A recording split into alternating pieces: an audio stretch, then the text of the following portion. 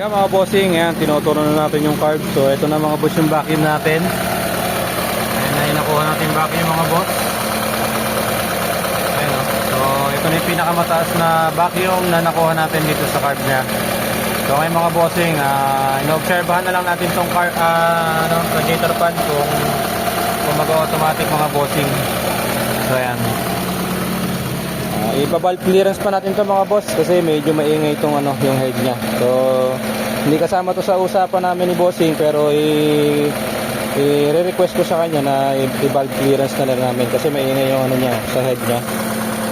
Ayan mga bossing. So okay na yung timing natin mga boss. Okay na itong timing belt natin.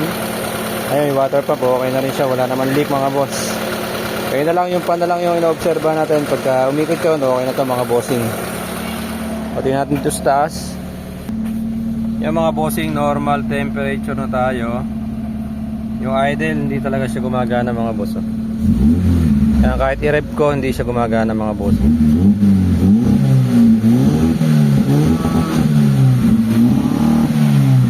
So mag-adjust tayo ng distributor kasi pumapalya siya.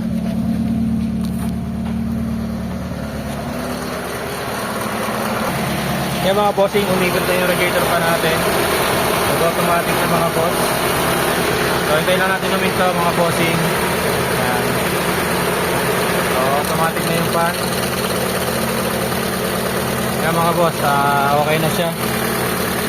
So hindi na siya nakarekta, nag-automatic na mga bossing.